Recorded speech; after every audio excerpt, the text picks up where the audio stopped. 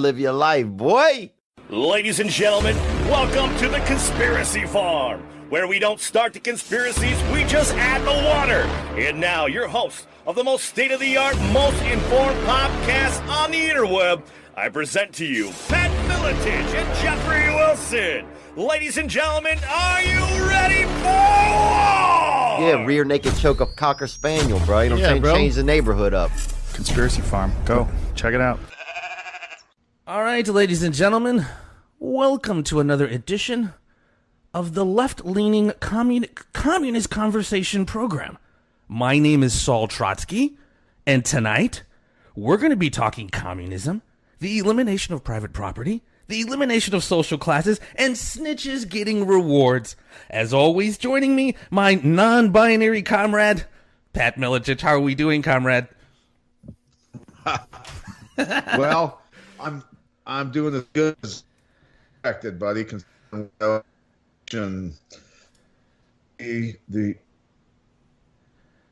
losing Pat already.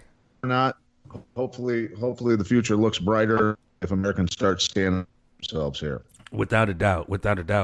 Well, and joining us, man, this guy, I mean, I've been a fan of his for a couple reasons, man. He's a huge professional wrestling fan, but he's also, even though we may not necessarily agree, that's the beautiful thing. You could still civilly agree without being violently disagreeable. He hosts, check me if I'm wrong here, Travis, you got the Americans Evil Genius Conversation, America's Evil Genius podcast, radio show, Sunday nights, 10 Central Standard Time at TFR Live. Is that correct? That is correct, and I'd like to thank you for allowing me to be on NPR here tonight. Yeah, just a little tongue-in-cheek there, because Travis, he is like my co-host, unapologetic conservative, without a doubt. And like I said, we don't always have to agree on everything, but I definitely respect his right to say what he has to say, and have him on here tonight to talk a little bit of everything, because the world's literally losing their freaking mind right now. And I see his podcast or his Facebook posts occasionally, and it's entertaining and sometimes insightful, and again, very unapologetic, which I just have mad respect for. Travis Cook, thank you for joining us tonight, and how you doing? Doing good. Just continually amazed every day with what I see. Yeah, it's kind of mind-blowing, but as somebody here stuck in Missouri like myself, I don't know if you're on the Illinois side or the Missouri side, but give us your thoughts, buddy. We were talking a little bit before we got started. Today was supposed to be the day where the state opened up, but as we've kind of talked about, these county executives, these mayors got a little taste of power and don't want to relinquish it. What are your thoughts on opening up today, and your thoughts on this whole madness that we're looking at? Well, as far as opening up today, I think it's a little bit long overdue, but I'm glad to see it. As you alluded to here in the St. Louis area, and as well as Kansas City, some of these folks in charge don't want to give up their newfound power, it seems. And we've got a county executive out here making it sound like he's going to go to who knows when. We've got in Kansas City, we've got all these requirements for if you go to a store, or you go to a church or something, you have to leave your name and your contact information, and they can track you where you're going. And I'm like, wait a second. I thought we were in America here, folks. It's just, and it's just the beginning, you know what I'm saying? This tracing, not through voluntary information, but through your phone. And we're definitely going to get into a lot of that too. But, on its face, man, we asked all of our guests, and I can almost anticipate your answer, but kind of expound, if you will. They've literally collapsed the middle class. This is the largest redistribution of wealth we've ever seen. The economy is almost in full-on free fall. The bankers and corporations just got another $3 trillion today. The Treasury asked the Federal Reserve for more trillions. They got it. And it just, even Dr. Fauci wrote in February, this is a jacked up flu. And many apologies, many blessings, and thoughts go out to families who have been affected by this. But the threat does not meet what we're seeing. The reaction does not. They're like literally destroying people's lives off of something that's not really that bad, or as bad as they said. I know it's a long-winded question there, but give us your thoughts, man. You kind of touched on something I've been saying on my show, shameless plug, for 3 or 4 weeks now. It's almost like there were people who really, really, really, really wanted this to be the asteroid heading straight for Earth moment. That this is the impending disaster, and we all just have to drop everything and forget about our freedoms, forget about everything else in life, to stop this. And no doubt, those who have lost their lives, every one of those has been a tragedy. No doubt about it. I'm not minimizing that. But when you look at how many people have unfortunately lost their lives versus how many people, over 20 million now, have become unemployed, how many countless more have had their incomes and their savings and their job prospects and their future compromised. Yeah. No, I'm sorry, and you can criticize me for being cruel and unusual and whatever else, but it just doesn't justify it. And to see how quickly and brusquely it's happened, yeah. See, I'll tell you what really stuck out to me was when J.B. Pritzker over in Illinois, their governor, and I hate to single him out, but he's kind of become one of the faces of this. When he came on TV and just seemingly at the drop of a hat said, "All right, we're gonna close all the service and restaurants," and literally just said that in a day, and almost like he hadn't even thought it through. And I'm like, wow, every politician in this country, in both parties, fetishizes the middle class.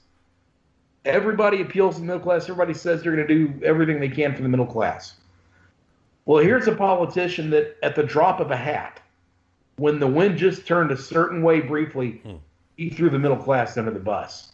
I mean, we all have known, and some of us, I'm sure, have been people in those jobs before, and to see that happen and how it so quickly expanded to everything else, I knew this was a different deal when I saw that. That shook me. Well, and again, this is, we've talked about, man, this is, and I definitely want to get your thoughts on this. Obviously, this is global, man. This is transcending any one state, any one country. This is global, for God's sakes. And it's, it's not just Republicans' business getting closed or Democrats' business being closed or white folks or black folks. I mean, like you just said, people's retirements are being wiped out. People's family businesses are gone. And I just can't believe we've talked about this forever. And if you read, your disastrous books, 1984, Brave New World, etc., even watch your Demolition Mans or your Judge Dredd, they've kind of fantasized and fictionalized these supposed like dystopian futures where we're all tagged and marked, etc. But it seems like we are marching, no pun intended, right into it. It really does. And not to get all out of my head and all bizarro land or anything. That's what we do here, brother. Go ahead. Then again, it is a show called The Conspiracy Farm. You're right. Yeah. But not to get over the top here, but for the last several years, and in America the last several decades, there has been somewhat of a pushback against what you might call the institutional class. For a lot of the 20th century here in America and certainly around the world, the thought was, hey, let's get all the best experts we can, let's put them in positions of power, and let's let them manage things. And they'll manage the world order, and they'll manage us in such a way where we'll eliminate poverty. Yeah, right. And all these great things. And people over the last 20 or 30 years, especially here in America, have started to push back against that. And it's almost as though this whole thing has come up as sort of the revenge of the institutional class. It's almost like this is their way of saying, we'll show them how much they need us, that they can't manage their own lives. They need us to do that. Now, maybe I'm being over the top, and maybe I'm biting off more than I can chew there, but there's a certain part of that I think it may be a part of all of this. I don't know. Well, there's so many layers to this, bro. And, I know, like I said, you are unapologetically a conservative, a Trump fan. I know you voted for him. I see a lot of people, and I try to stay, and we've talked about it a lot, man, as apolitical as possible. I think it's two sides of the same coin, and I think they're all beholden to, like, a lot of other powers and engineers of society that we don't see. As far as Trump, though, and, yeah, if this was Obama doing this, what do you think people's reaction would be? Because I'm seeing people... I mean, Trump's the president right now. His treasury is pumping out trillions and trillions and giving it to these corporations and these companies while they're voting on money to give to the people, $1,200 or $12,000. He's in charge of basically this redistribution of wealth, this implosion of the global economy. The central bank, the Federal Reserve now is like almost the central bank of the world, just giving out trillions and trillions. What are your thoughts as far as Trump's complicity in this, being the president at the time this happened, versus he's a victim of a deep state play or whatever's kind of the narrative? Well, I would tend to think, at least at this point, that it's the second of those two options that you gave. Not that I think Trump or any politician is perfect. I don't. I did and do support President Trump, but he's made mistakes, as everybody has. But the one thing I can say about him, at least domestically, is that he has at least tried to keep as much of this as he could to the states in terms of handling it, which is how our Constitution is set up. Yeah. And when I look back, any other president of any party, this is not a partisan thing here. I remember George W. Bush and the Patriot Act. Any other president of any party would have instantly taken this as an opportunity to grab more power for the federal government. President Trump has at least tried to stay away from that. Well, I mean, his DOJ has expanded arrest powers. That's not necessary, and that came out right when this popped off. That's not necessarily a shrinking of government power. Not necessarily, but then again, was President Trump necessarily the one to give that order? Who knows? And I think one thing we can say over the last 4 years is that I think it's been exposed to us all at this point how much there's an internal fight within Washington right now between Trump and what you might call the deep state, or as I call it, the institutional class, for all of this sort of thing. Now, let's be clear about one thing, though. President Trump, and this is going to sound like a criticism on my end, or maybe a backhanded compliment, I don't know. President Trump, while he stood for conservative values, is not necessarily a small government guy, okay? President Trump, I think in his heart of hearts, believes that the federal government can be something that's potentially used for good. Now, a lot of us who support him, including myself, don't necessarily think that way, but we viewed President Trump, even from his campaign, as someone that could at least be the first step towards dealing with some of these things, and I think he has been that. But when it comes to something instantaneously needing to be done, yeah, President Trump will use the federal government for that. That's not always something that's cohesive with me. I get it. Yeah, I mean he's pretty heavy into the executive orders as well. Yeah, he is, and I on one hand I understand. Hey, look, the job losses and income losses that people have been mainly due to state governments overstepping their bounds and putting people out of work. So even though I really don't like stimulus packages of any form, I can look at that one and say, well, since it was government that took the money away from me, maybe it ought to be a government that gives me some of it back. Yeah. But there again, it's always a double-edged sword, and I think we understand that. But, is he potentially? I mean, with the word now coming out, I got intel today from real good sources. They basically they're current military. I'm going to say that. Okay. Mm-hmm. That they've done a lot of research, and they're dealing with a lot of there's a lot of power grabs by law enforcement or government telling law enforcement what to do, and there's some scary orders coming down that aren't real friendly, and they're starting to target people a little bit. And I also want to point out, and somebody needs to get this soundbite to Trump, because if Trump is surrounded by deep state shitbags, which I think he is, oh yeah, then people need to get this. This is a message from a guy. Their family runs a very large trucking company, and I want to read this to you. This is a message he sent me when I asked him, tell me what's going on in the distribution sector, the trucking industry right now. He said, the trucking world is getting really bad and just continues to get worse. Most of my customers are going broke, and most of their trucks are parked, especially the independent contractors, because of very low volume of freight and the rates that go with that. My brother said yesterday that John Deere, Davenport, and Dubuque Works are closing indefinitely, which means no one is buying product.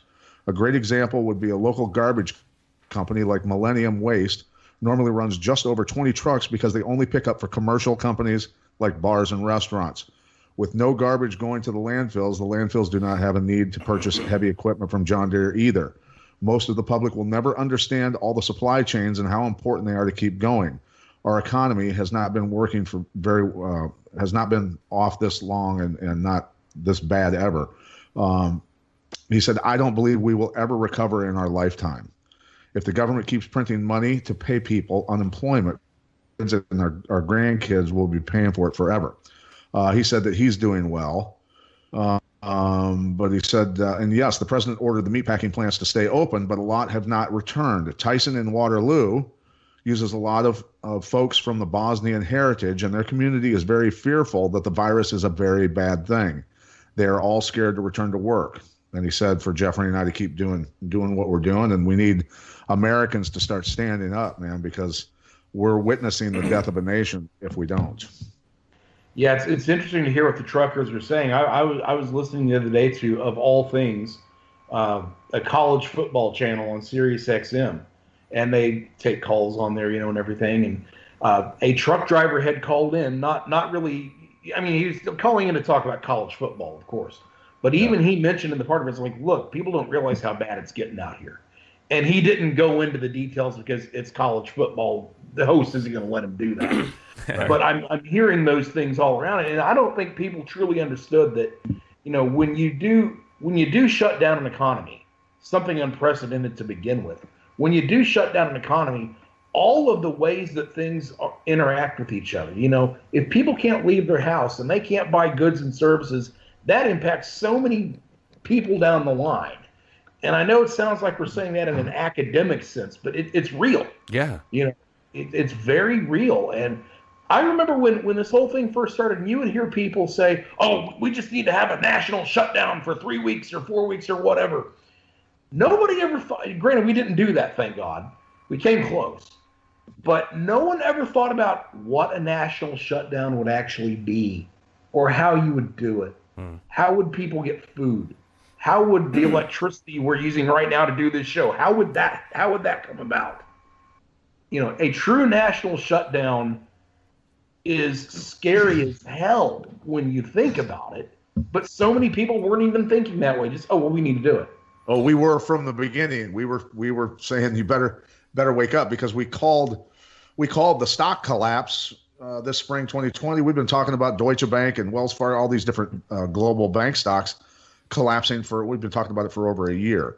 And the problem is when you realize, this is where I worry, and Jeff has thought this way since the beginning, and he may be correct. I don't want him to be correct on this. But here's the thing is, look, the Chinese printed massive amounts of money. They came in and bought up tons of corporations. They've been doing it for years. They buy corporations in the energy sector, entire oil fields in West Texas. They're buying up the oil sands in Canada. They own Smithfield processing, and own 2,000 farms on top of it, as well as work with many thousand other farms. And the list goes on and on and on. They own massive hotel chains in our country. They own it's a crime. It's absolutely a crime that an enemy owns of America, the grass in this nation. And so what I've been urging politicians to do is start sponsoring bills. And look, if a politician votes against a bill that stops our enemy from purchasing America, it'll be known, right? It'll be known. But that's the thing that I've been urging them to do, is sponsor a bill that bans the Chinese from buying, or any foreign entity, corporations, and in that bill, make them divest themselves from Americans get to buy that back. I caught what you were saying. You broke up a little bit, but yeah, no, I'm with you. Right. But I mean, again, with these global trade agreements, the interdependency economic of all of these countries. I mean, I read, this was a few years ago, how a Spanish company owns some of the toll roads in Texas, or just, the money and the ownership is a little bit of everywhere now. But yeah, man, it's something that just kind of, and for me, honestly, I don't really care if Trump's a white hat or not, but I know that conversation happens because the result of this, like I said, it's hitting everybody, every single body. But I just think it's worth noting, man, when people start talking about, the Trump has nationalized the Fed, or he's trying to kill the Fed, et cetera. People just need to look up the company that he put in charge of facilitating that, which is a company called BlackRock, and that's just straight swamp, from World Bank to Rothschild's investment to, vice chairman of the vice chair of BlackRock right now used to be, his name's Stanley Fischer, former vice chair of the Federal Reserve, as well as the former chief economist at the World Bank. I mean, these aren't just rookie bankers that, in my opinion, when you look back at your Wilbur Rosses, your Rothschild investment groups, the individuals who bailed Trump out to the tune of billions back in the day because they found him more viable. We could use him. We don't want him economically dead because he could do shit for us. And here we are seeing those promises fulfilled 20, 30 years later. And these are the same companies, man. I'm telling you, they're going to be leading the way in this digital currency, this blockchain currency, the elimination of cash. And what we talk about, and I'm not sure how much you're familiar with it, Travis, the Agenda 21, the sustainable development, this New Deal, the same stuff Bernie Sanders was talking about, Trump is fucking spearheading it right now. Well, I don't know a whole lot about Agenda 21. I've heard the term a few times. I need to do some research on it. I haven't really seen a lot of it. But I think kind of what you're getting at here, and what I've noticed too, when we're talking about Chinese buying up all these different farms and different companies and all these different trade agreements and so forth, and all these different companies that are involved now that we're seeing, all of this stuff has happened over decades, over a long period of time. And I wonder if part of what we're seeing is the fact that at this point, at what one might consider a late stage, when you're in all of this and trying to work your way through it, the only people around that you can work with or that kind of know how to navigate the landscape are these companies and these people in these countries who have been building all of this up for several decades. You know, it's easy to say, I want to drain the swamp. Yeah. We all want to do that. But then when you actually have to figure out how to get things done in high finance or in Washington or wherever, who's there other than the swamp? Well, and then that's what we have to mitigate that to a certain degree. But yeah, it kind of becomes a self-fulfilling prophecy. Well, and that's where it becomes interesting to strike that balance of sovereignty, constitutional rights, human rights, when they're doing things like, you know, trying to get rid of cash, potentially surveilling you to no end, you know, suspending the writ of habeas corpus with these new DOJ expansive powers. But like you said, this has been planned for a very long time. And I think, you know, we've talked about it on the show, China is the beta test. And if you hear, you know, these freaking assholes like Bill Gates, who was never elected to anything, but apparently is now determining global health policy, saying you won't be able to go to UFC fights, boxing, football, baseball, unless you have whatever you want to call it, a band, something that says, and that's social credit, dude. That's what China's doing. If you fucking jaywalk, you can't ride a plane or go on a bus. I mean, this is just the slow incremental move into it. And that's why I kind of get frustrated with people who are like, I mean, if Obama was doing this, people would be losing their shit. But because, in my opinion, Trump has rocked people to sleep with that same cult of personality just to the right, we're literally seeing it implode on his watch. But it's everyone's like, no. They're fucking with him, dude. He's not doing anything. He's just trying to do his best. And, dude, he is neck deep in it, being utilized and used, in my opinion, by these larger financial powers that have had this set up for a very long time. The Rockefellers have almost divested all of their wealth from like oil and all of this, moving into this new sustainable development, the green, Internet of Things type technology, the technocracy that they're building around us. Yeah, and let me just mention, Jeff, since you got to that point in the conversation, some of the goals, of the Green New Deal and Agenda 21, Agenda 30 now, they basically mirror each other. Eliminate greenhouse gases by 20. No greenhouse gases. That means no cars, no planes, no nothing, except for the uber wealthy, of course, and the elites. Switch to 100% renewable energy and national energy systems. So you're not burning any more gas, buddy. Build a smart grid. You know what the smart grid is? 5G, yeah, Skynet, and tracking every one of our asses. And that's the social point system. Upgrade all buildings, decarbonize all manufacturing and farming industries. No more farting cows. What's happening right now? All the cows are being euthanized. All the pigs are being slaughtered because none of the meat processing plants are open. Decarbonize and upgrade national infrastructure, especially transportation, and then transition to carbon neutral economy. And then on top of that, make sure you pay attention to this one. Move citizens from rural areas to urban cities and take over food production. basically killing all the family farms nationwide. And what do you think this whole COVID-19 tool is being used for right now? Yeah. There's a lot of things I think this tool is being used for, to be honest about it. Yeah, for sure. Sure. You know, I Buy go up the stock something market and very. everything else. I go back to something almost innocuous that I heard on CNN of all places several weeks ago. It was on Super Tuesday, and for some reason, I was watching CNN. I should know better, but I was. They were doing the Super Tuesday results.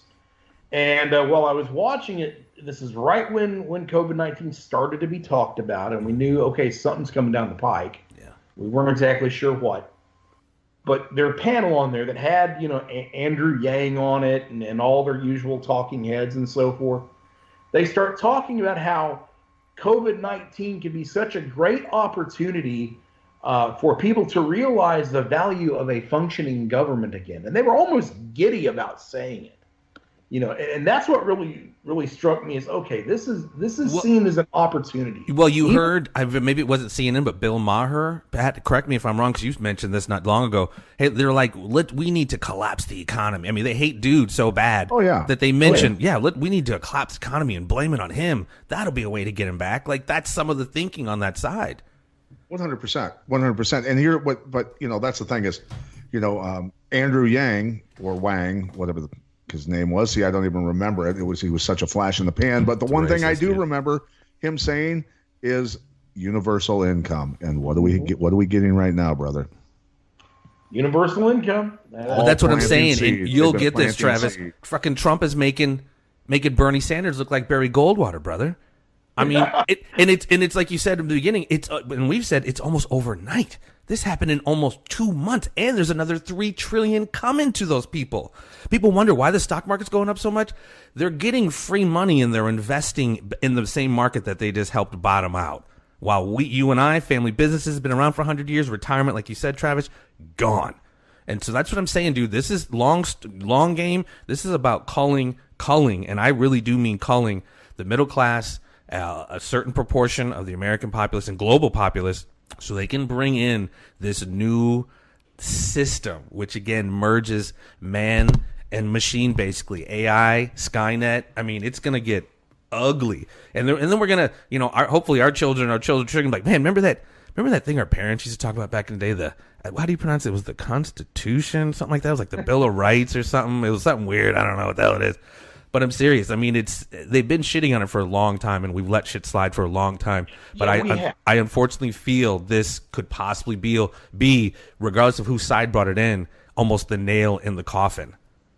Well, and that's why I brought up that CNN discussion I saw several weeks back, because everybody's framing this as, oh, they're using this to go out to get Trump beaten in November. Well, they're after more than that, a lot more than that. Yeah. There has been, and now I'm at an age where I started getting involved in politics in the early 90s and have been, person who follows it to this day. Over that 30-year period, there's been a lot of what critics would refer to as anti-government sentiment out there. I would consider myself to be a purveyor of it. Yeah. And, what you might call conservatism or what you might call limited government folks or whatever. One of the things that a lot of leftists around the world and in this country complain about all the time is anti-government sentiment. And I seriously think that this is something that is, at the very least, being used as an opportunity to try and scare people away from the anti-government sentiment and convince them how much they need experts and government folks to run their lives for them. And then once you get that, and it's always going to be a harder nut to crack in America than it might be in other places. But once you get that, then you can start to do a whole lot of the things you're talking about. Well, and it's interesting, the social conditioning aspect of it. I don't think it's an accident. I mean, if we're of a similar age, but you remember the Freeman, I think it was Bo Gritz, around the same time of the Ruby Ridge stuff and the Waco stuff. Yeah. And it's no accident that that's now, Waco. The Waco series is on Netflix, and they talk about the Ruby Ridge, the Unabombers on Netflix. This anti-government sentiment, and this almost goes back to their weaponizing of the term conspiracy theorist. Back when the government and other forces had to do with the Kennedy assassination, they tried to weaponize that term and make it a pejorative thing, and then enter your modern day like Alex Jones to make us all look like assholes if we even kind of question the the official narrative. So yeah, man, these certain terms have been weaponized, so the masses are like these shortcuts to thinking. They don't. Yeah, sorry, go ahead. And the crazy thing, and I've never really viewed myself as a conspiracy theorist, even though, again, I'm on a show called The Conspiracy Farm, so, what am I doing here? But I've never really viewed myself as that guy per se. But I'll say this, in the last year or two, the conspiracy theorists sure do seem to have a much better track record of accuracy lately. Yeah. Than the mainstream media does. Yeah. Well, but you can go back and check our archives, though. And if you can prove us wrong on anything we said over the past 5 years, brother, I urge you to come back on and grill us for it. Well, and it's honestly not even our archives. If you just look at history, I've again challenged me on this in the from 1900 to 2000 or 2001 ish, and I don't want to get into the 9/11, but you show me a war that was legitimately what the fuck they said it was, from the Spanish-American War to World War I, to babies in incubators. etc. There's always been some shady shit behind it. 9/11, Libya, Benghazi, all of it, man. There's always been some shady shit. I mean, you tell the modern person today, they're more, I guess, understanding because the news is out there about how the West and Western forces, Saudi Arabia, our allies, supposedly, help facilitate terror through funding it and arming it.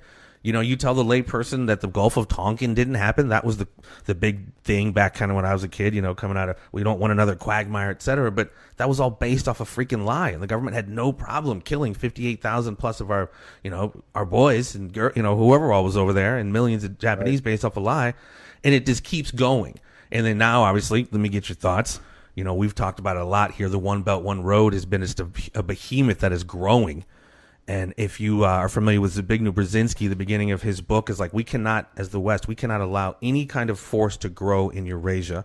And that was written in, I think, the mid-90s. And there's been different forces kind of growing. But China's next level right now with this One Belt, One Road. Oh. From the road route, from the maritime route to the rail route. I'm like, this is growing. And like Pat and we were talking about it, not only are they taking over that particular area, they're buying up shit over here as well. So thoughts on that, man, of that coming war. And will it be, as we talk about, not so much a conventional war of troops, but more of an asymmetrical, biological agents, propaganda, covert action? Well, it's already a Cold War, even though nobody wants to say it. At the very least, it's a Cold War right now. But I've said all along, even going back to the early 2000s, that the wars of the future will not be like the wars that we were taught about in history books growing up. Right. It's no longer going to be one nation state's military versus another nation state's military. That'll happen some. Yeah. But we're going to have wars of cultures. We're going to have wars that aren't necessarily shooting wars all the time. Yeah, they don't want to destroy the infrastructure because they own half of it. Exactly. Well, and I'm sorry, Travis, not to interrupt, but Pat, you said that. Just this takeover here, they just began a global takeover of millions and millions of people out of work, and they didn't fire a shot. Not one bullet. They basically did what Khrushchev said they were going to do. China actually succeeded at it, at least to some extent. We'll remember the old speech. We'll bury you without firing a shot. Yeah, I believe Khrushchev said that one time. Well, yeah, but here's the thing. This might be the only thing that solves it and saves this country, and at the same time destroys most of it, is an actual military conflict with China, and that is a scary thought, right? Oh, very much. But because either way, they're gonna own. They're buying up stuff right now. They're buying up tons of stuff, and what pisses me off is Americans won't wake up to is something as simple as, and look, man, the innocence of most American citizens. That's what's troubling me the most, because they're kind-hearted people, they're good people, they're gentle people, and they don't think like the enemy. Okay, I think like I think the pathways in my brain got opened up over a period of time from as a child of experiencing the farming collapse and standing in line at the Farmers National Bank in Albia, Iowa with my grandma during the farm bank rush and the farming collapse when I was like 5 years old. And also as a professional fighter, I had to analyze the enemy, and then I had to analyze the enemy deep enough to expose my own weaknesses and game plan for him how he would beat me, right? What's the best way to beat Pat Miletich? And it opened up pathways, I think, in my brain to where I can instantly think like a criminal. What would the other side, the enemy side, do next? And that's something that I've finally come to the conclusion of is why all this shit has opened up in my brain. But my wife came to me, and again, kind-hearted human being, just a good human being. And they're showing a massive transport plane flying in to Canada from China, and it's bringing N95 masks and medical equipment. What a great way to deliver more COVID-19 to the continent, the North continent. And then the asshole Gavin Newsom in California had the same plane deliver the same stuff in California, bro. And I'm sitting there going, our politicians, we have so many people registered as foreign agents, John Boehner and a bunch of other former politicians who are lobbyists for these Chinese corporations in Washington, D.C., dude. And it's so toxic. It's so disgustingly corrupt that literally if we want to change anything, we have to go in and clean everyone out. I mean, everyone. What was it? Dianne Feinstein, dude? 20 years had a spy as her driver. You don't even hear about it anymore. Exactly. She's still in the fucking Senate. Like nothing happened to her. That's nobody.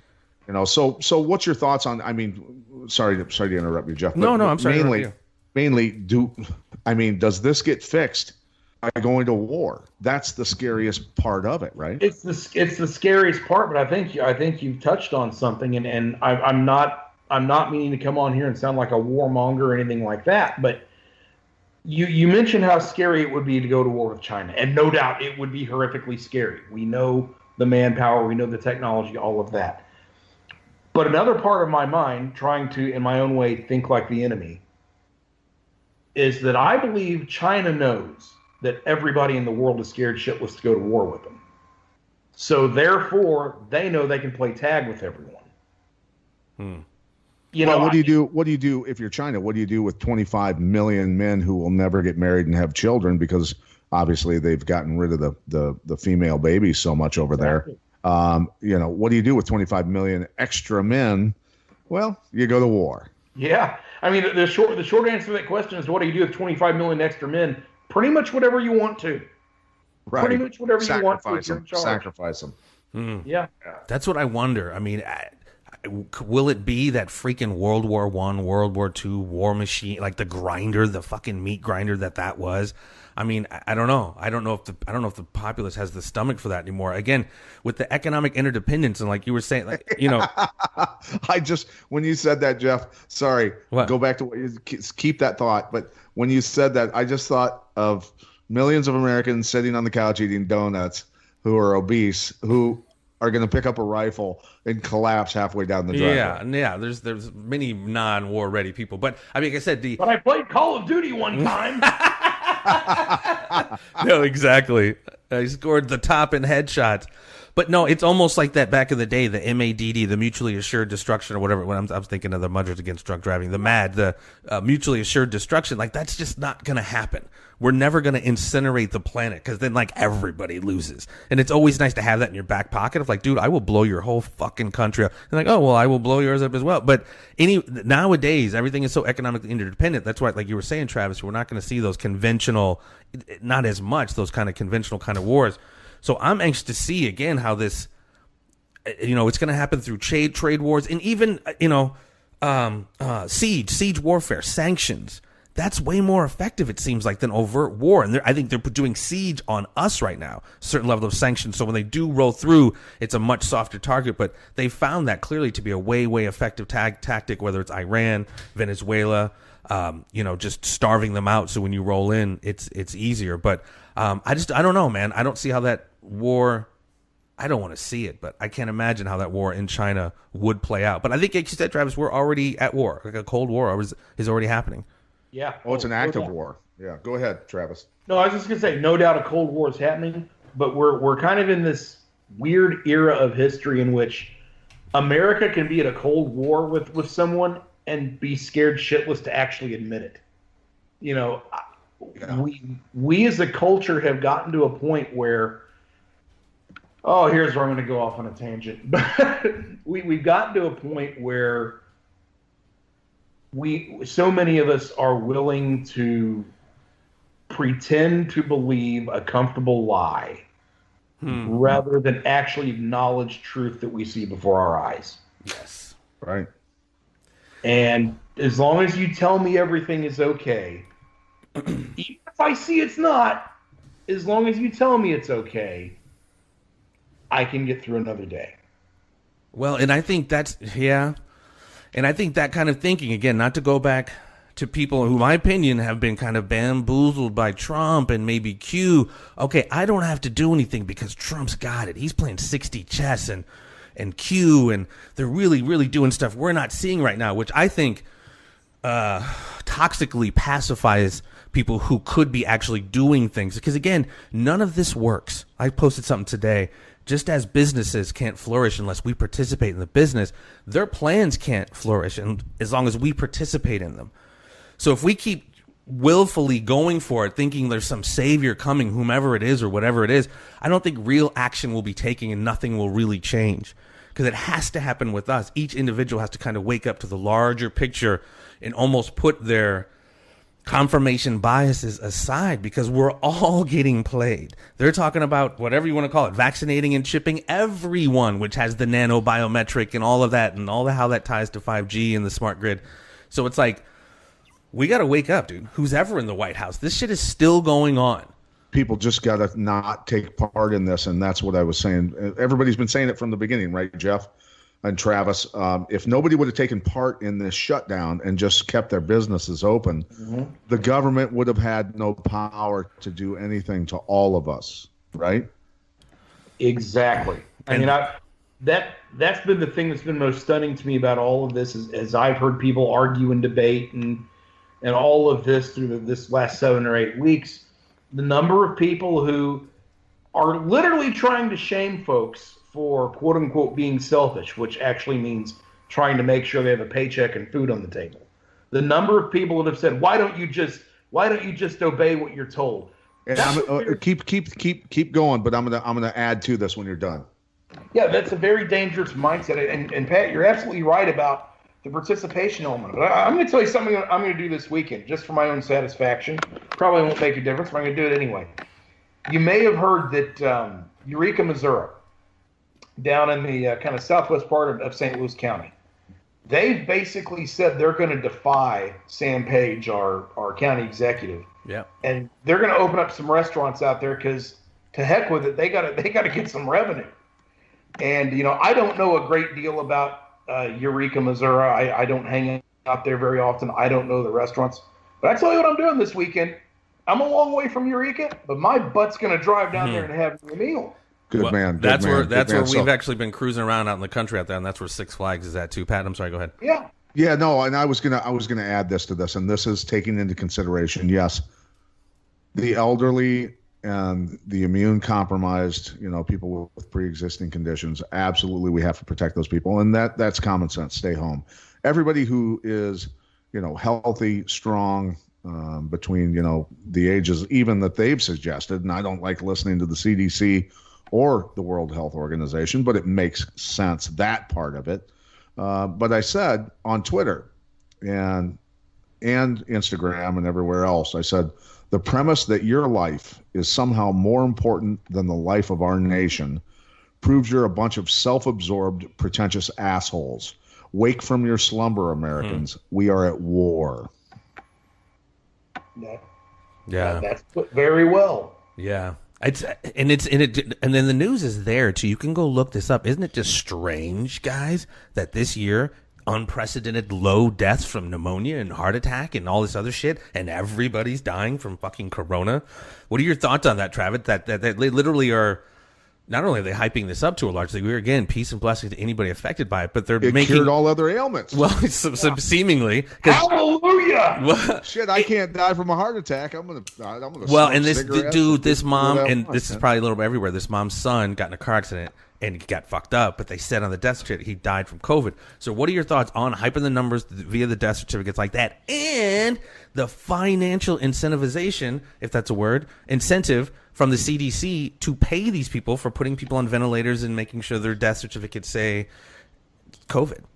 And the nurses in the New York hospitals deliberately killing people. We've seen videos of nurses in tears who have volunteered to go to New York from as far away as Nevada and then film themselves saying they are killing them. They're literally putting the pressure up too much on the intubation, on the respirators, all this other stuff, blowing their lungs up, all kinds of other shit. And these women are bawling when they're talking on video, and then they get deplatformed. They get removed from YouTube, removed from Twitter, removed from everywhere about the truth. Well, what is it that Mark Twain said one time? There's 3 types of lies in the world: lies, damned lies, and statistics. And I think most of us who are old enough to have seen a thing or two realize how easy that statistics can be manipulated and how commonly they are manipulated in every avenue of life. And so I think it's pretty clear that we're seeing it happen here. And Pat, you're right. You're getting deplatformed by pointing it out, or by doctors coming in and saying, "Hey, wait, some of this stuff that's being talked about doesn't really make that much sense. I'm going to raise a question about this." Nope, you're going to be deplatformed. We can't talk to you. You are giving information that conflicts with the WHO, so you're off of YouTube now. Right, right. And I don't know what service we provide to the New World Order, but we haven't been deplatformed yet. I have no idea why, because we've been telling the truth the entire time. But for some reason, they have not deplatformed us. Maybe they think I'm just crazy enough, a Croatian-blooded psychopathic American, that will come to their house and do something horrible to them. I don't know, but I certainly am the last person that would scare a George Soros, who has a protection detail of former Navy SEALs, most likely. I just have this great thought in the back of my head of sending in Militich. Just send in Militich. He'll take care of the whole thing. And look, I'll be honest with you. I am not a millionaire. I am a middle-class guy, soon to become probably lower class by what they're doing.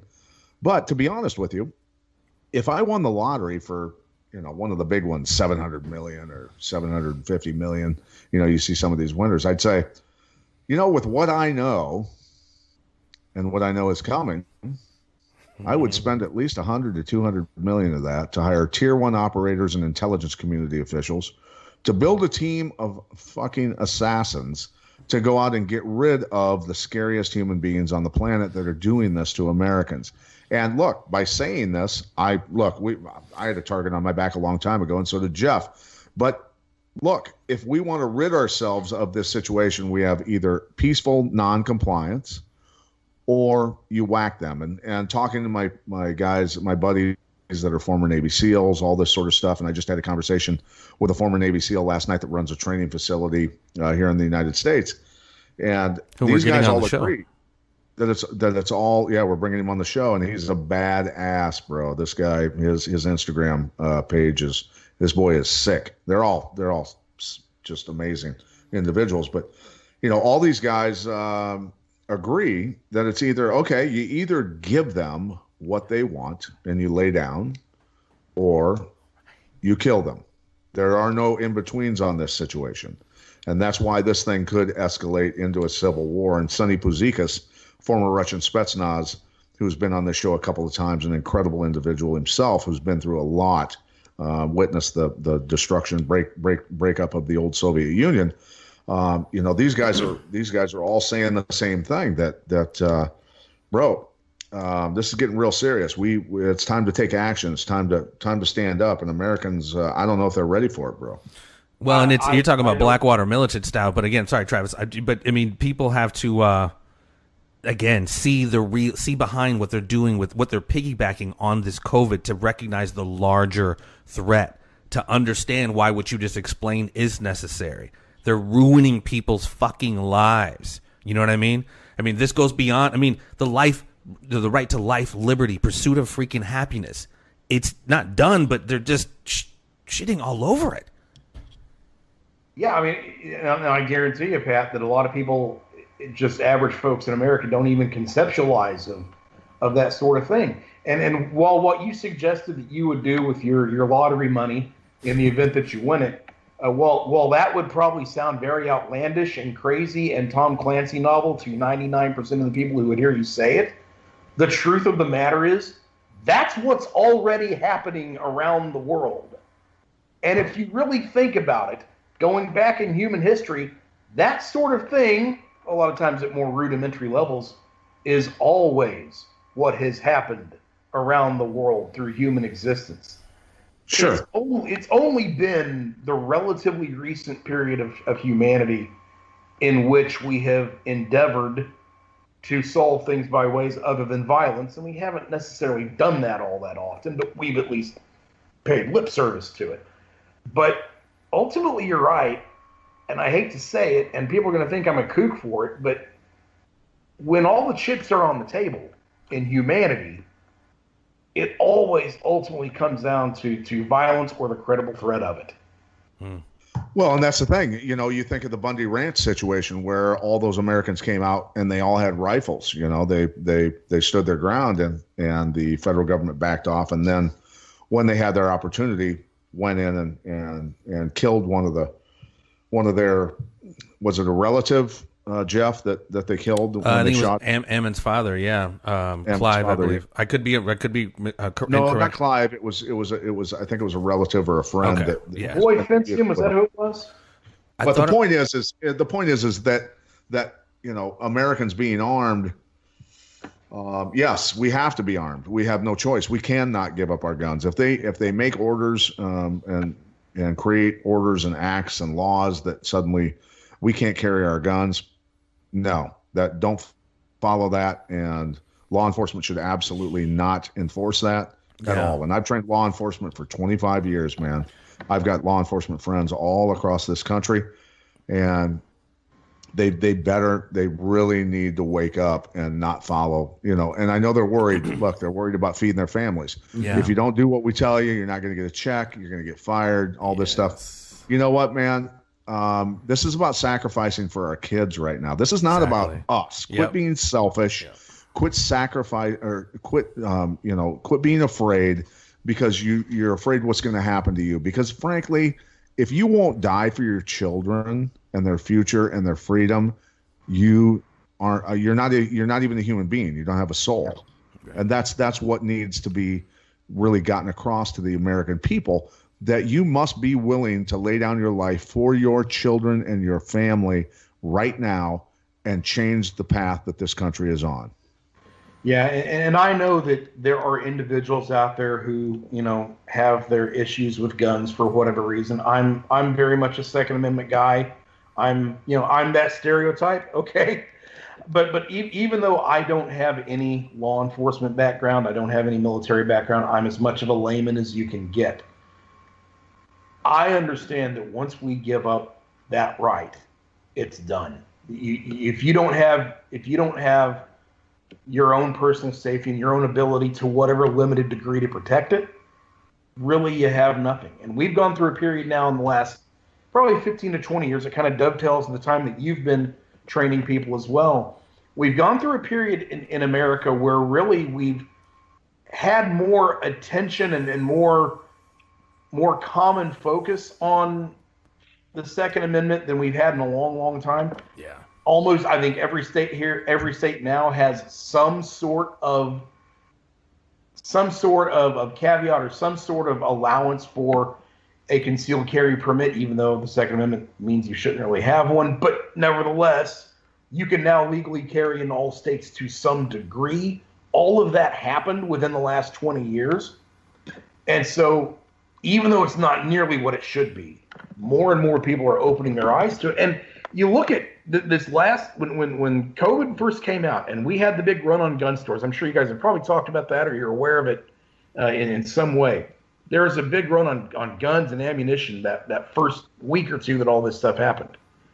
And I've heard more than one gun shop owner say, and I saw it with my own eyes at a gun show, the people that were coming out and buying were not the typical gun folks. They weren't the regular customers. Yeah. No, they were wearing hemp shirts and friggin' and board shorts, bro. Yeah, I was at a gun show in St. Charles, Missouri, right before everything, like the weekend before everything started getting shut down. And I was looking for a 1911 I wanted, but I noticed at all the tables, it was young folks, it was people there with their kids, people that you wouldn't picture as pro-gun folks, and they weren't buying, the fancy stuff like I like necessarily. They were buying whatever they could find that was under $300. They were buying the high points and the old Smith & Wesson SVDs or whatever they were, the Smith & Wesson bodyguards with their horrendous trigger. They were buying whatever they could get self-protection, and that they could get ammo for that day. Yeah. I think my boy Sam Tripoli, man, shout out to him. I don't know if this is a part of it, but the internet has got away from them, man. The information is out there, and you have to deal with disinformation and misinformation. But I think people have developed more and more discernment when they start to see even things like this, like, all right, man, the numbers just aren't adding up. This doesn't make sense. Why did our family just lose our business? Because you guys do terrible models. That's what it is. And you're going to keep extending these stay-at-homes. And, if I want to participate in society, like we were saying before, I got to have proof that I'm, vaccinated, or I don't know, man. It's changed the game. And I think it's changed the game forever. And before we let you slide, I have to ask, man, long term, you're clearly, very intelligent human being, and your research, you've seen history kind of play out, and you've seen these cycles. What do you see for the next 6 months, year, 2 years, economy, socially, politically? I wish I could tell you. Yeah. The biggest comparison I can make to this, and it's not a very good comparison, but the biggest comparison I can make is the Franklin Roosevelt administration and the New Deal. When people were so panicked that they allowed infringements of their freedoms that they'd never allowed before, and that in a lot of ways we've never gotten back. And that seemed to be kind of that first moment where people were okay on some level with a government being able to track them by a social security number, with giving up all kinds of rights for their businesses and so forth to government to set prices and things like that. And for several decades after that, it became just the way we accepted government would work. I mean, when Dwight Eisenhower got into the White House in 1952, he wasn't the anti-FDR. He didn't go and gut everything that FDR and Truman did. No, he watered it. He helped it. There's a lot of white in Dwight. If you look at Lyndon Johnson with all the big things he did, and people look at Richard Nixon like he was the opposite, but that wasn't really true, because there's an old phrase: Lyndon Johnson created the Great Society, but Richard Nixon funded it. Yeah, he started the EPA and stuff like that, right? Yeah, right. My point is, it was a several decade shift. Yes. Towards institutionalization, if you want to call it that. That is, and that's yeah. I'm sorry. Go ahead. Oh, and we've just in the last 10 to 20 years started to question some of that. Yeah. So now this comes along, and at least some people. Uh-oh. And that's probably the red phone over there. And at least some people are hit the button, bro. Hit the button. If I hit the button, we're all going up. Turn your key, sir.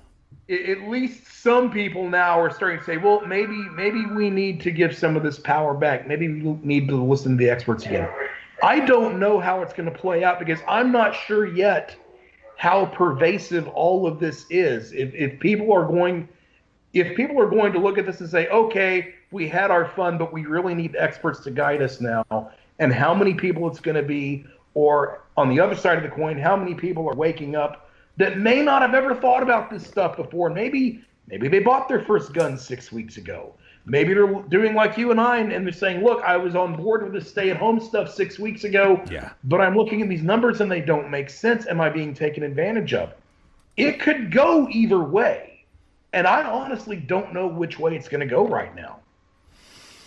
Yeah, again, ladies and gentlemen, the only way any of this could go down is our participation in it. I'm not a soothsayer either, but I know the next several years, decades out, I mean, the game has changed forever.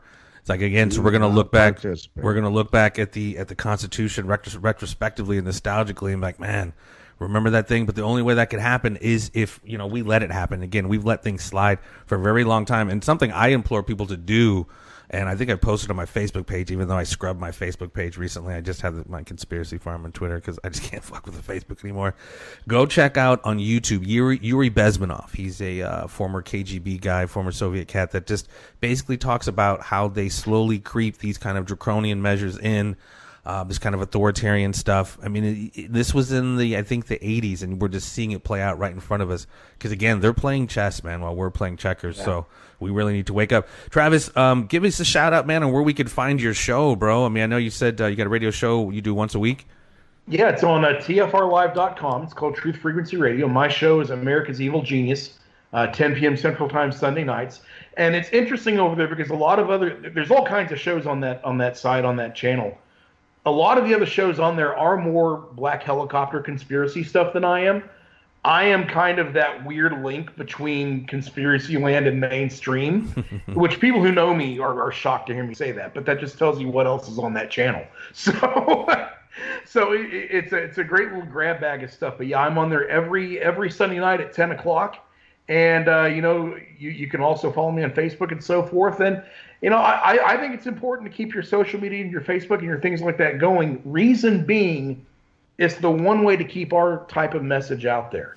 Yeah, like I said, I still have the Conspiracy Farm page that I pretty much do the posting for, and I still have my I'm Jeffrey Wilson on Twitter and my J. Michael Will on Instagram. It was just, I don't know, man. Just these last few weeks, it's just been nutty. And I'll probably get back to it. I'm not one of those. I'm leaving Facebook for. I just had to dip out and just kind of scrub it for a bit. Yeah, but the reason I say that is because 40 and 50 years ago, you wouldn't have had any sort of place to put your message out there. So you weren't getting on television. You weren't getting your letters printed in the letters to the editor of the newspaper. Yeah. Now, granted, we've been deplatformed. We've had all kinds of roadblocks put in our face on the Facebooks and the Twitters. Well, I'm kicked off of Twitter anyway, and all of these. Yeah. But nevertheless, it is still the best way for us to get our message out there without a gatekeeper preventing it from coming out. And there's still some of that, of course, but it's right now. It's the only way we've got, and we need to keep our voices out there. And I always say that you never change anyone's mind in an internet argument, and that's right. It's so but true. What you can do is you can be that voice that's being read by someone else who's not participating in the argument, and they're trying to make up their mind. That's why I do this. Yeah, and that's so true, man. We get, again, messages from a little bit of everywhere, from I'm deep into it like you and me and Pat are, and then to people like, wow, I just came across this. I had no idea XYZ is happening. So, I mean, that's a really big payoff for me, because, again, I think the only way that we continue to participate is because our mind's not right. Once we change our mind and realize the fix is in this aspect, then our behavior will follow. Like what Junior in Platoon said, free your mind and your ass will follow. I posted that on Twitter the other day. But yeah, man, I thank you so much, Travis. And as this plays out, dude, it ain't going nowhere. And we would love to get you back on, kind of compare notes and see what's going down a few months from now, and how good or bad it has gotten. Yeah, would love to. And of course, I know you'll be watching once we get wrestling back up and going again. You'll be seeing some of my great exploits there. You were there the night that I beat Flash Flanagan. Oh, come on. Let's not do it. Let's not do it, Travis. Let's not do it. Do it. If you didn't know, ladies and gentlemen, Travis is the El Jefe of the Travis Cook organization, a quote-unquote elite group of professional wrestlers who play by the rules at all times. And I'll let him go ahead and expound on whatever he was going to say. The epitome of sportsmanship, the epitome of Christian athletes. We are awesome. We are successful.